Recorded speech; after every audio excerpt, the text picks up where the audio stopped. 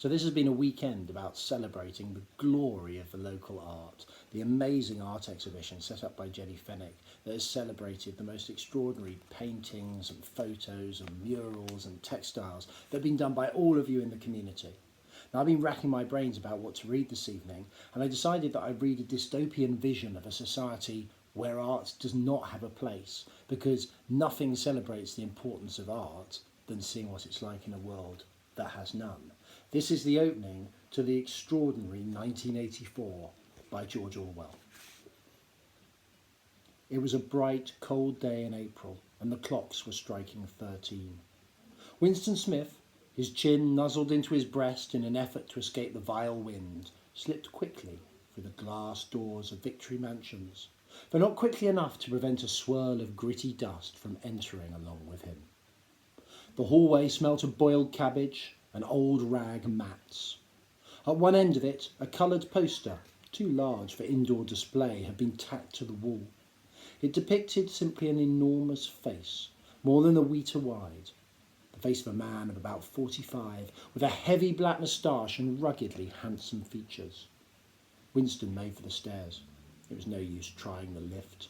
Even at the best of times it was seldom working, and at present the electric current was cut off during daylight hours.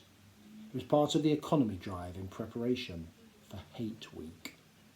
The flat was 7 flights up, and Winston, who was 39 and had a varicose ulcer above his right ankle, went slowly, resting several times on the way. On each landing, opposite the lift shaft, the poster with the enormous face gazed from the wall. It was one of those pictures that are so contrived that the eyes follow you about when you move. Big Brother is watching you. The caption beneath it ran. Inside the flat, a fruity voice was reading out a list of figures which had something to do with the production of pig iron. The voice came from an oblong metal plaque-like dull mirror, which formed part of the surface of the right-hand wall.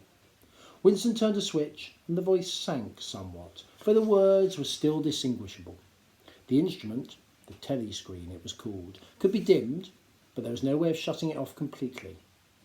He moved over to the window, a smallish, frail figure, the meagreness of his body merely emphasised by the blue overalls which were the uniform of the party.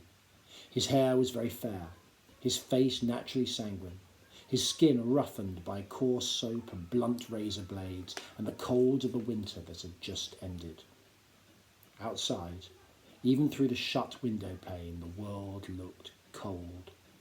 Down in the street, little eddies of wind were whirling dust and torn paper into spirals, and though the sun was shining and the sky a harsh blue, there seemed to be no colour in anything except the posters that were plastered everywhere.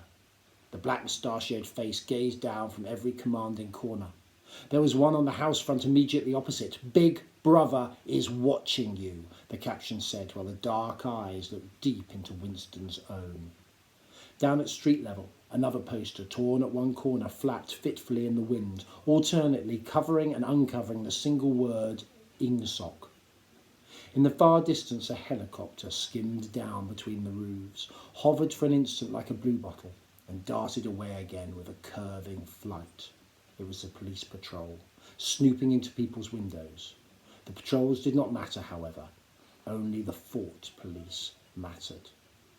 So there is a world where there seemed to be no colour in anything, as Orwell said. But there is colour in everything in Thirsk from the wonderful art galleries and display that you did. Thank you for all the amazing work. It has brightened up so many weekends. Have a good one.